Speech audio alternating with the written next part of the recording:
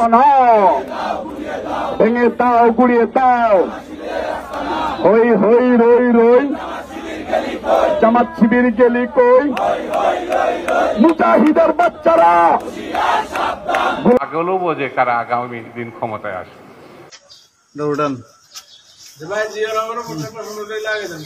দিতেছি তো ভাই, এরা তো এগুলা করে না, এরা হিংসার রাজনীতি করে।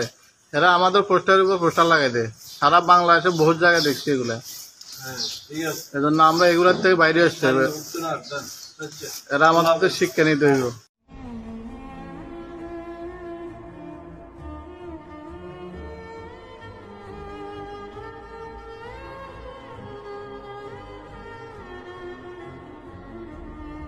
রহমতুল্লাহ, বিএনপির রাজনীতির পট শেষ হয়ে গেছেন, রাজনীতির অবস্থানকে অধপতলে নিয়ে গেছেন।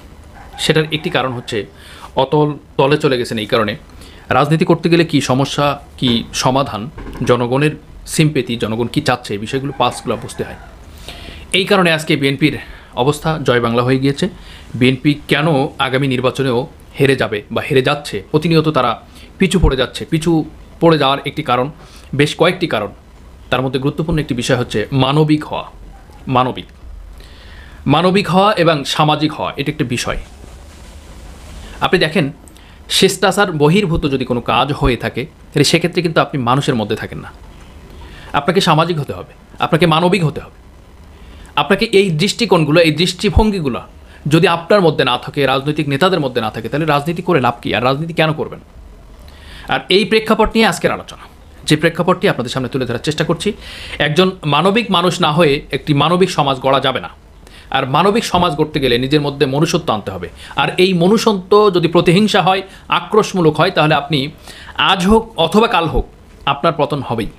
কারণ আপনি শহরে বড় মার্কেট দিয়েছেন বা বড় দোকান দিয়েছেন, আলহামদুলিল্লাহ, ভালো কথা। কিন্তু আপনি যদি এই দোকানটাই যদি ভালো মনে করেন, অন্য আর বাকি সবার দোকান যদি খারাপ মনে করেন, যে ওদের মাল খারাপ, ওদের পণ্য 2 নম্বর, ওদের অবস্থা নেই, এই বিষয় নিয়ে যদি আপনি ডিপ্রেশনে ভুগেন, জনগণকে এটা বলেন, কাস্টমারকে, ক্রেতাদের সামনে যদি এই ব্যাপারে বলেন, তাহলে একদিন ক্রেতারা কী করবে? এই বিষয়গুলো যখন একে অপরের সঙ্গে ডিসকাস করবে, জানবে, বুঝবে, বা এই বিষয়গুলো যখন কম্পেয়ার করবে, তখন কিন্তু একদিন আপনার দোকানের এই কাস্টমারগুলো চলে যাবে।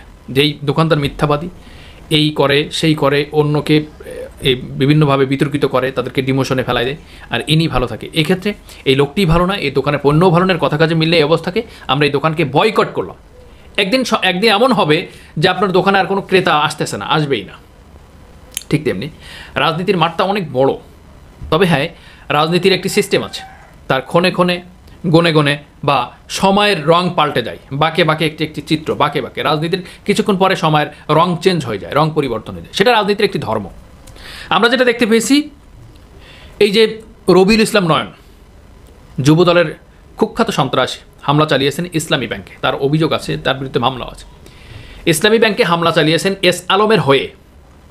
আপনি হিসাব করেন, এস আলম ছিলেন বিগত সরকারের দোসর, আর সেই এস আলমের গাড়িতে গাড়ি বহন নিয়ে গিয়েছিলেন সালাউদ্দিন আহমেদ, বিএনপির বর্তমান স্থায়ী কমিটির সদস্য সালাউদ্দিন আহমেদ গিয়েছিলেন, তাতে তিনি শোকেস খেয়েছিলেন। কিন্তু আমার প্রশ্ন হলো এটা, যে এস আলম হচ্ছে বিগত সরকারের স্বৈরাচারের দোসর, সে দোসরের সাথে কিভাবে যুবদল মিশলো? আর যুবদল মিশলই সে আবার সন্ত্রাসী করলো, ইসলামী ব্যাংকে হামলা চালালো, প্রকাশ্য দিনে দুপুরবেলা হামলা চালালো, গুলি চালালো, মারলো। কেন এই কাজটি করলো কেন? আবার সেই যুবদল নেতা এখন রাজাকার, আলবদর, আলশাম, চরমনা, এনসিপি, জামাত ইসলামের পিঠের চামড়া রাখতে চাচ্ছে না। এখন এই একই নেতা, ঠিক এই রবিউল ইসলাম নয়ন কি করেছেন? সে কি করেছেন দেখেন, জামাত ইসলামের পোস্টার মারা আছে, সেই পোস্টারের উপরে বিএনপি পোস্টার দিয়েছে। এবং প্রতিপক্ষ যারা জামাত ইসলামী, তারা কি করেছেন?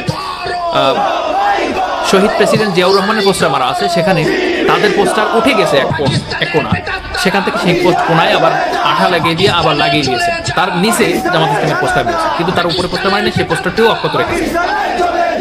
এই মানবিক দৃষ্টি, এই সামাজিকতা, এই মানবিকতা, মূল্যবোধ, নিজেকে অহংকারের ঊর্ধ্বে না রেখে নিজেকে আরো ছোট করা, সমাজকে বিনির্মাণে নিজের যে স্থানকাল পার্শ্বভূমিতে নিজের পরিবর্তন করা, এটা হচ্ছে মানবিক। আর এটা হচ্ছে শিষ্টাচার। রবিউল ইসলাম নয়ন জামাত ইসলামের পোস্টার মারা আছে, তার উপরে পোস্টার দিয়েছে। এর আগে আমরা দেখেছি ঠাকুরগাঁয়ে মির্জা ফখরুল আলমগীরের বেশ কিছু পোস্টার মারা ছিল এক জায়গাতে, সেখানে জামাত ইসলামের বেশ পোস্টার মারা ছিল। সেই পোস্টারগুলো না উঠিয়ে অর্থাৎ অক্ষত অবস্থা রেখে তার উপরে বিএনপি পোস্টার মারা। এর আগে আমরা দেখেছি, এটা নিয়ে নিউজও করেছি আমরা। এখন এই মানবিক দৃষ্টিকোণ থেকে দেখেন, আপনি প্রতিহিংসা করবেন না।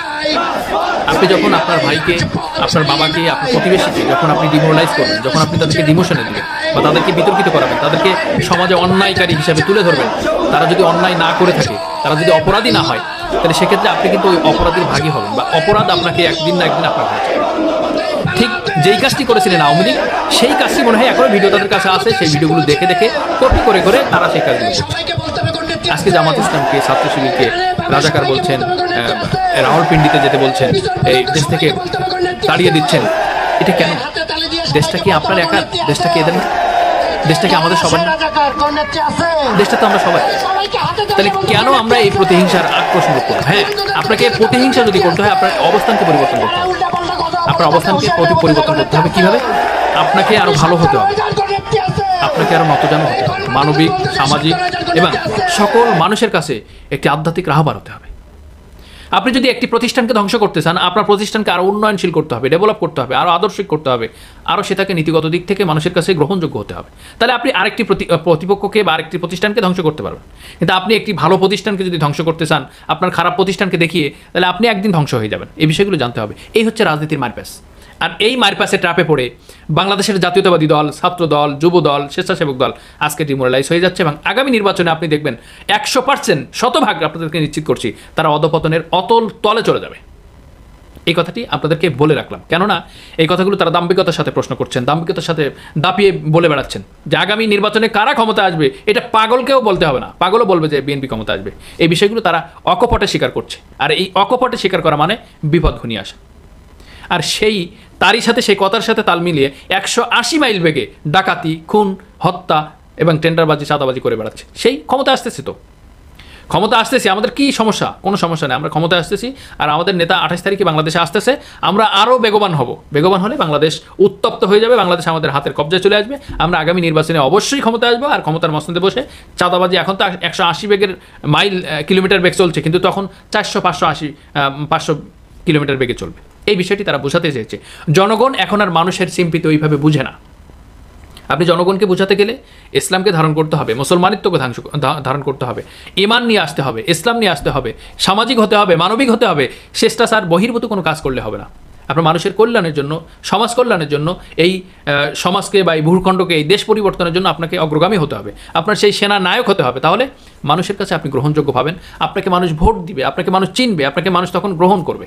সুতরাং এই সব কিছুর ঊর্ধ্বে যদি বিতর্কিত হয়ে যায়, বাংলাদেশের অবস্থা এবং বিএনপির অবস্থা খুবই খারাপ এবং জয় বাংলা হয়ে যাবে। কারণ তারা যে কথাগুলো বলছে সে কথাগুলো করছে না, যে কথাগুলো করছে, যে কাজগুলো করছে সে কথাগুলো বলছে না। ঠিক আওয়ামী লীগের মতো same to same. Awami League ছাড়িয়ে গেছে, অবশ্যই আওয়ামী লীগের চেয়ে একটু বেশি করে ফেলছে। সুতরাং আজকের ভিডিওতে আপনাদেরকে যতটুকু মেসেজ দিয়েছি, আজকে একটি পোস্টারকে কেন্দ্র করে অবশ্যই আপনারা জানিয়ে দেবেন আসলে কি বুঝলেন, কি জানলেন, কি পেলেন এই ভিডিওতে। আসসালামু আলাইকুম ওয়া রাহমাতুল্লাহি ওয়া বারাকাতুহু।